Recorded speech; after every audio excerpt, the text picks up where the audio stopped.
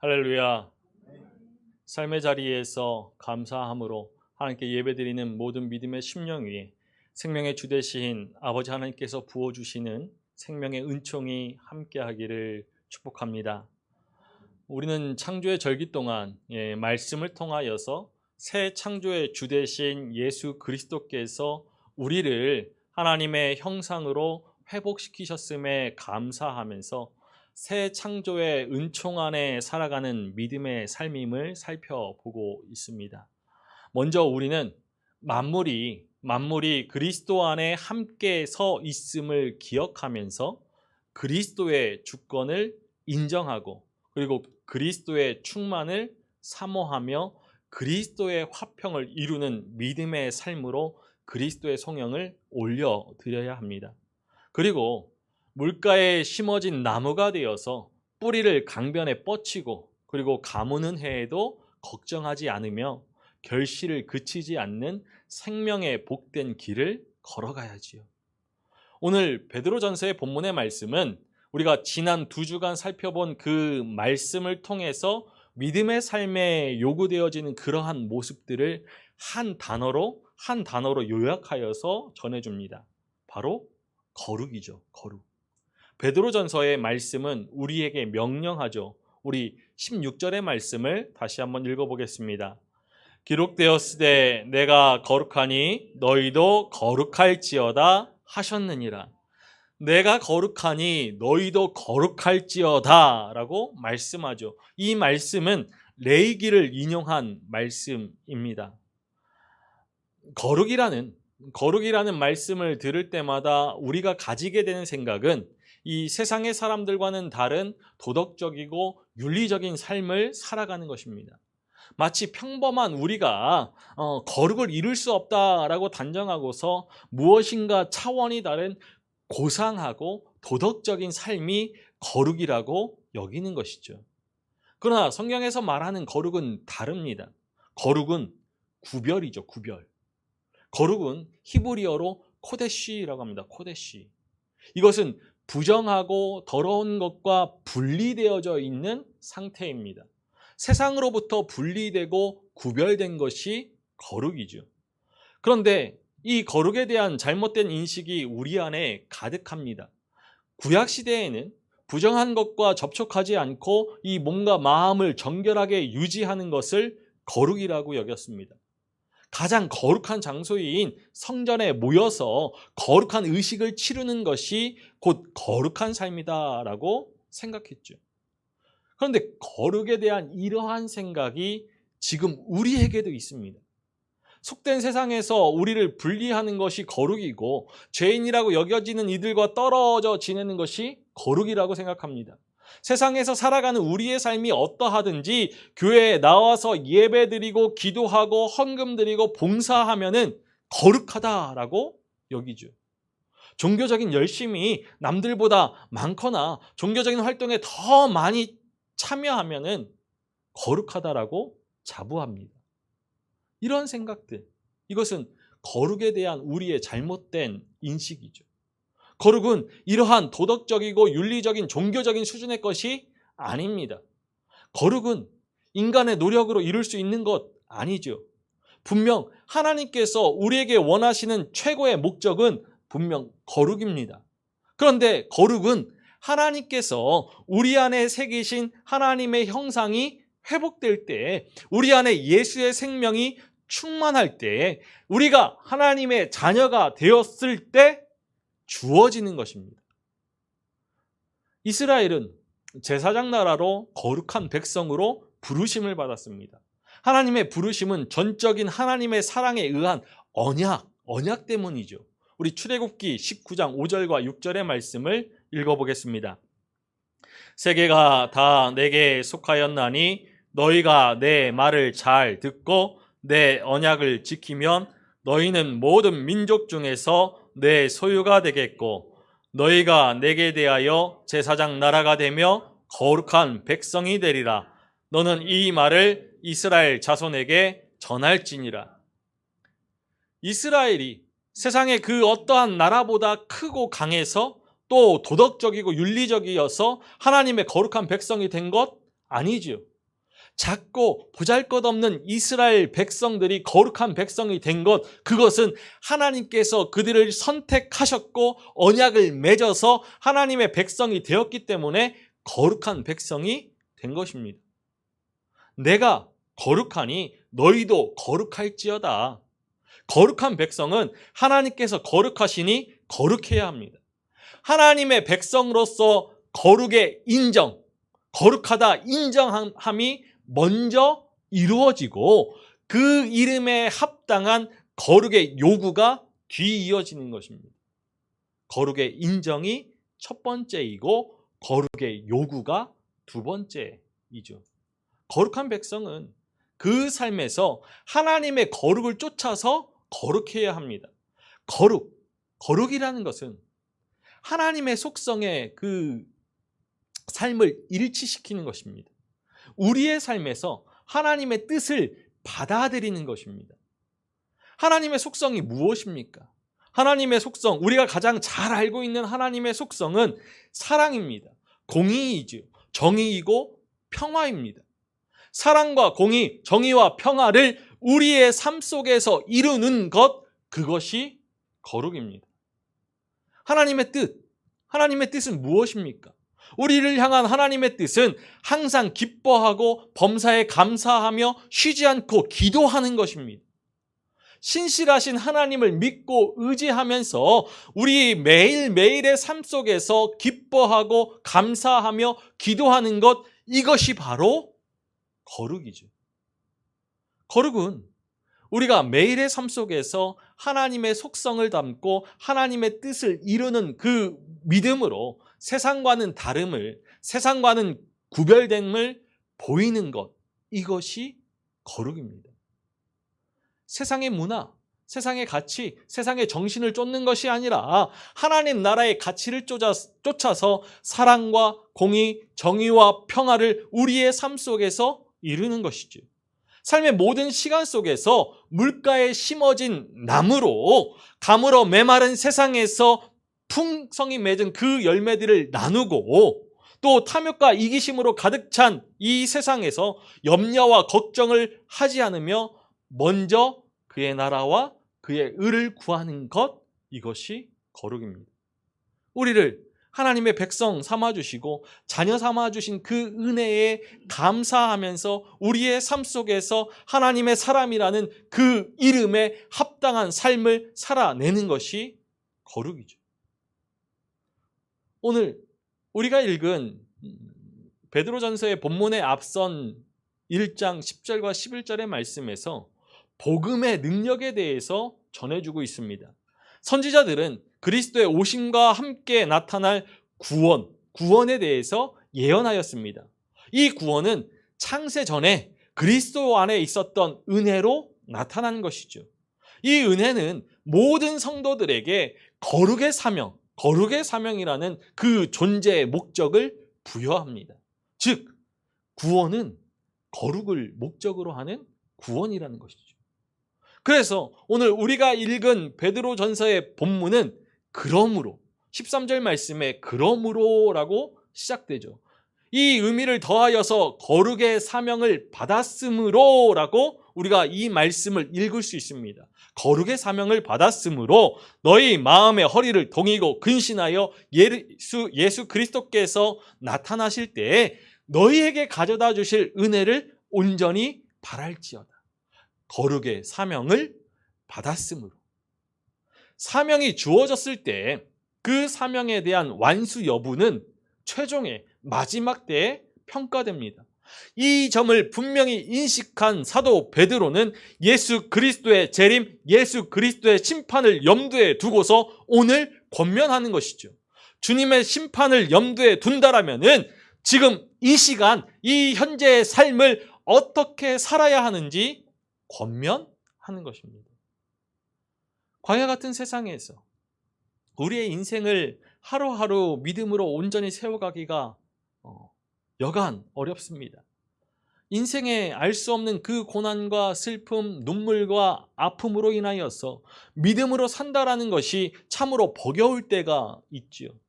어둠의 그늘이 짙게 드리운 이 세상에서 인생을 꾸리기에도 힘겨운데 생명의 빛을 비춰낼 여력이 없습니다.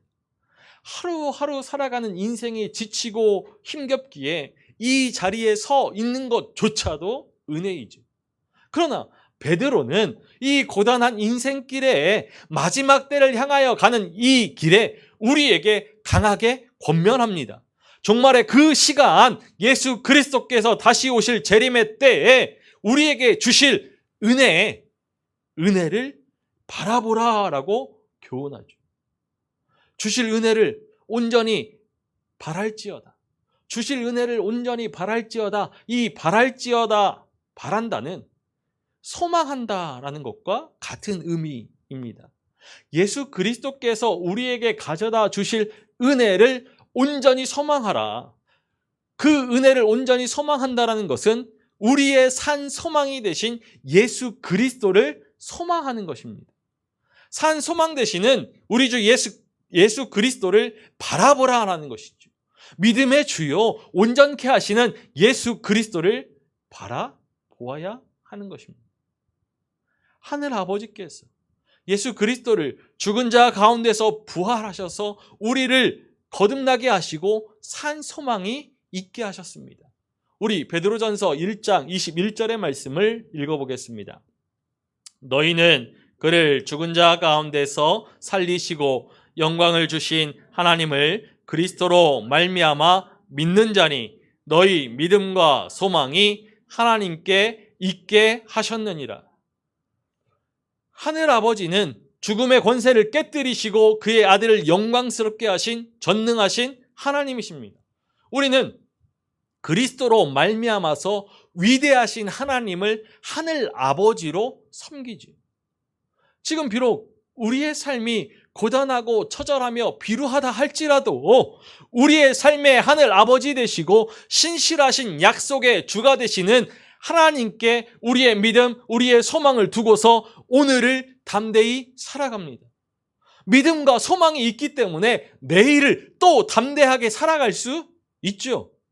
우리 주 예수 그리스도를 소망하고 바라볼 때에 죄의 권세에서 승리하시고 부활하신 주의 능력을 힘입을 수 있고 하늘의 생명이 우리 안에 충만하여서 믿음의 경주에서 승리할 수 있기 때문입니다.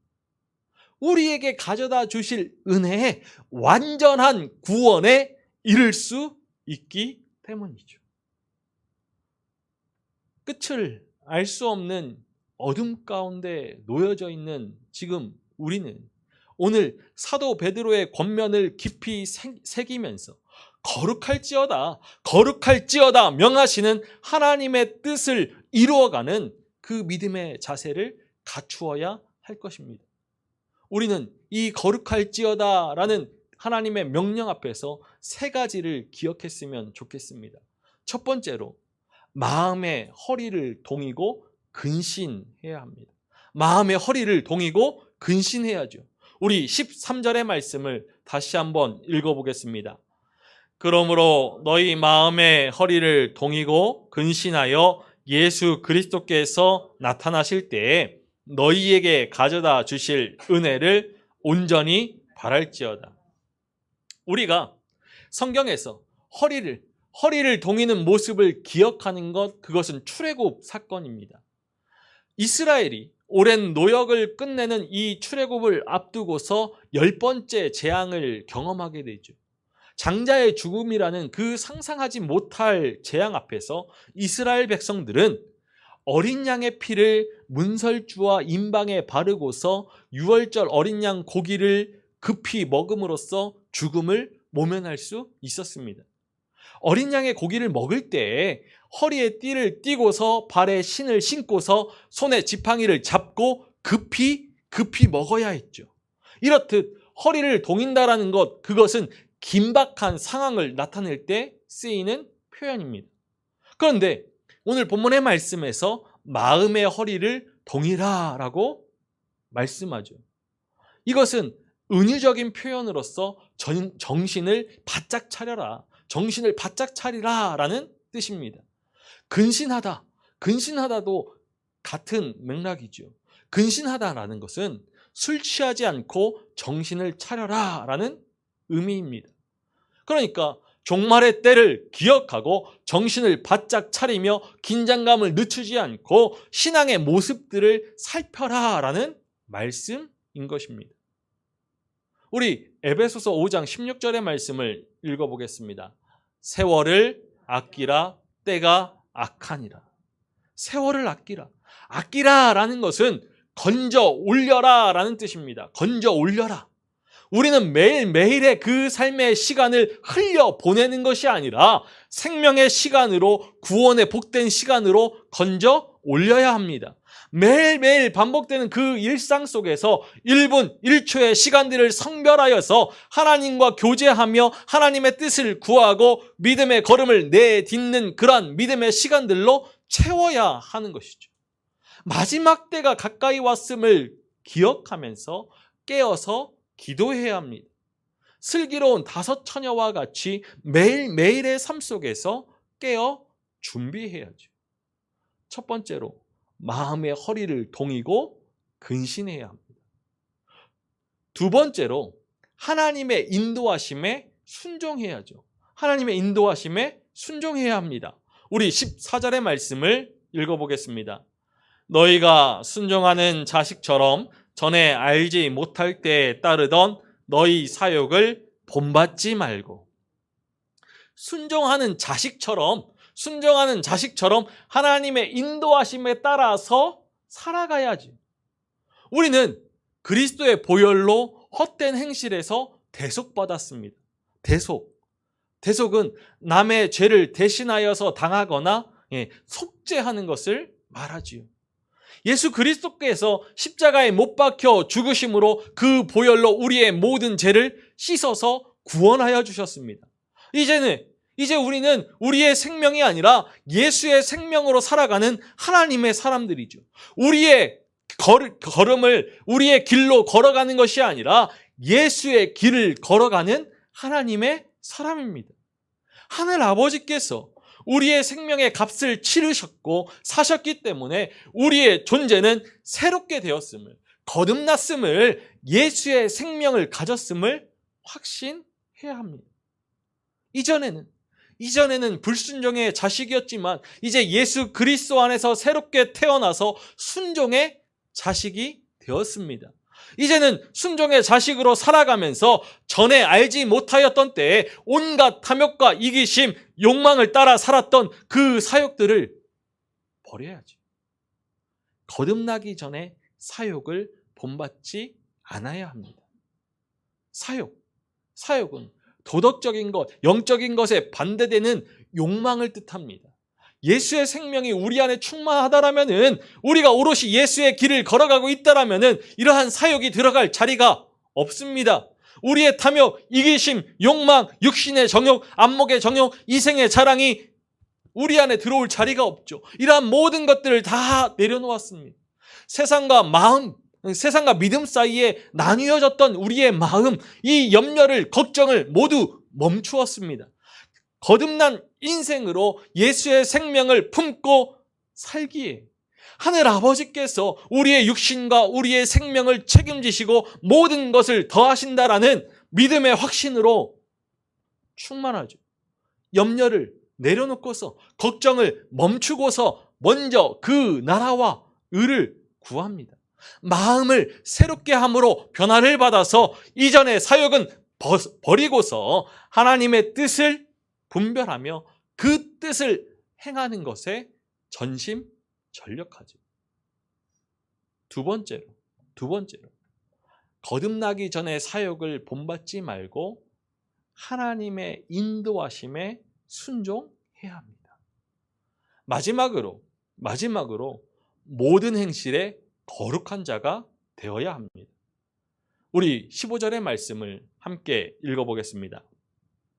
오직 너희를 부르신 거룩한 이처럼 너희도 모든 행실에 거룩한 자가 되라. 우리를 부르신 하나님께서 거룩하심을 기억하면서 모든 행실에 거룩한 자가 되어야 합니다. 앞서도 말씀드렸지만 이 성경의 말씀이 믿음의 인생에게 요구하는 것, 그것은 바로 거룩이죠. 우리는 가정과 직장에서 그리고 어디에 있든지 우리를 세우신 그 자리에서 거룩한 하나님의 사람으로 살아야 합니다. 그런데 거룩한 삶을 살아라, 거룩한 삶을 살아라, 거룩할지어다 라고 이 말씀이 우리에게 주는 부담감이 존재하죠. 거룩하기 위해서 어떠한 상황에서든지 주일 성수에 열심이어야 할 것 같고, 수요 예배, 새벽 기도, 금요 성령 집회, 모든 예배와 모든 집회에 빠지지 않고 참석해야 할 것 같습니다. 또 거룩하기 위해서 하루에 30분 이상은 말씀을 읽고 기도해야 할 것 같죠. 거룩하기 위해서 세상적인 모임은 참석하지 않고 회사의 회식 자리에도 참석하지 말아야 할 것 같습니다. 그런데 이러한 성과 속을 구분하는 이원론이, 또 종교적인 의식과 활동에 참여하는 그 열심이 우리의 거룩을 담보해 주지 않습니다. 우리는 우리 스스로 거룩해질 수 없습니다. 우리 스스로 거룩해지려고 하니까 이 거룩한 삶을 살아라, 거룩할지어다 라는 말씀이 부담이 되는 것이죠. 우리는 그리스도의 보혈의 대속으로 말미암아서 하나님의 사람이 되었습니다. 오늘 베드로전서의 말씀에서도 증거하고 있지만 히브리서에서도 이 사실을 전해주고 있죠. 우리 히브리서 10장 10절의 말씀을 읽어보겠습니다. 이 뜻을 따라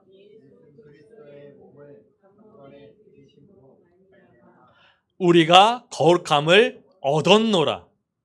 우리는 예수 그리스도의 영단번의 희생의 제사로 거룩함을 얻었습니다. 의롭다 칭함을 받았지요. 영접하는 자, 곧 그 이름을 믿는 자는 하나님의 자녀가 되는 권세를 얻었습니다. 앞서도 말씀드렸지만 거룩의 인정이 먼저이고 거룩의 요구가 그 다음입니다. 거룩의 조건을 갖추어서 우리가 거룩한 것이 아니라 거룩하신 하나님의 자녀가 되었기 때문에 우리는 거룩하다 칭함을 받게 되는 것이죠. 이제 하나님의 거룩한 자녀로서 우리는 모든 행실에 거룩한 자가 되어야 합니다. 하나님의 속성에 우리의 기질을 일치시키고 하나님의 성품에 우리의 성품을 일치시켜야죠. 우리의 입술의 말과 마음의 생각이, 우리의 손과 발의 행함이 이 세상의 가치와 문화 그리고 기준과는 구별되어서 예수의 생명을 품은 자답게 사랑이 담겨 있고 항상 기쁨이 가득하며 모든 관계에서 화평을 이루고 어느 순간에도 인내하며 자비를 베풀고 선을 행하며 온유하고 절제해야 합니다. 완전하진 않지만 이러한 거룩을 이루기 위한 매일매일의 노력이 우리가 하나님의 거룩한 자녀임을, 하나님의 사람임을 나타내게 되는 것이죠.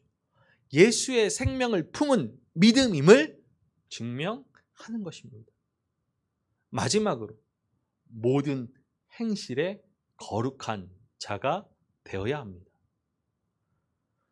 베드로전서는 세상으로부터 핍박받고 거절당하며 거짓 교사들이 득세하는 그러한 소아시아 교회 성도들에게 보낸 베드로의 편지입니다. 아마도 흑암의 죽음의 시대와 같은 그러한 상황과 형편이었을 것입니다. 시대적인 상황 속에서 베드로는 이 성도들에게 거룩한 삶으로 세상과 다름을, 구별됨을 보이라라고 권면하고 있습니다. 어둠이 짙어지는 이 시대에, 만물의 마지막에 가까워지는 이 세대에 세상이 우리의 믿음을 통해 보고자 하는 것, 그것은 거룩입니다. 내가 거룩하니 너희도 거룩할지어다. 하나님의 명령을 기억하면서 우리는 진정 거룩한 삶을 살아야 합니다. 하나님께서는 하나님의 사람이 이 세상과는 구별되어서 일상의 믿음을 통하여서 생명의 빛을, 복음의 빛을 이 땅에 비춰가기를 원하고 계십니다. 한국 교회가 세상으로부터 여전히 비난당하고 욕을 먹어도 믿음에 대한 기대는 사라지지 않습니다. 하나님의 사람에 대한 기대는 사라지지 않죠. 교회가 위기와 절망의 시대 가운데 사회적인 책임을 감당하길 기대하면서 위로와 소망을 전해주기를 기대하죠. 더불어서 신앙인들은 그 삶을 통하여서 성숙한 인격, 거룩을 보여주기를 기대합니다. 먹을 것과 마실 것, 입을 것을 염려하면서 우리 자신만 잘 살겠다라는 그러한 탐욕이 아니라 이 세상 속에서 정의와 사랑, 공의와 평화를 세워 나가기를 세상은 우리에게 기대하고 있죠. 이 세상의 기대 앞에 우리는 거룩한 믿음으로 부응해야 합니다. 산 소망 되시는 예수 그리스도를 소망하면서 마음의 허리를 동이고 근신하고 이 하나님의 인도하심에 순종하면서 모든 행실에 거룩한 자가 되어서 우리 안에 생명의 풍성한 열매를 맺어 가야지. 예수의 생명을 품은 하나님의 거룩한 자녀로 거룩한 삶의 힘을, 거룩한 삶의 능력을 보여야 합니다. 생명의 빛을 어둠 가운데 밝히 비춤으로 창조주 하나님의 구원을 증거하는 우리이기를 소망합니다. 우리가 힘써 거룩을 살아내는 오늘 이 하루, 지금 이 시간이 하나님께서 살아계신 하나님이심을 나타내는 표징이 되기를 소망합니다. 그러할 때, 마지막 때 주님께서 우리에게 가져다 주실 은혜, 완전한 구원을 기쁨으로 맛보게 될 줄로 믿습니다. 창조의 절기, 우리의 삶에 생명의 풍성한 공급하심의 은혜를 베풀어 주시는 하나님께 감사하면서 믿음의 열매를 맺어가야 할 시기입니다. 거룩한 삶을 통하여서 아름다운 열매를 맺어감으로 하나님의 영광을 드러낼 수 있기를 간절히 소망합니다. 사랑하는 믿음의 가족 여러분 모두가 특별히 이 추석 명절 연휴 동안 우리의 가족에게, 부모와 형제에게, 그리고 자녀에게, 우리 이웃에게 우리의 입술의 말과 손과 발의 모든 행실로 사랑하고 돌보고 위로하며 더불어서 화평을 이루는 하나님의 거룩한 사람, 거룩한 하나님의 사람이 되기를 주님의 이름으로 축원합니다.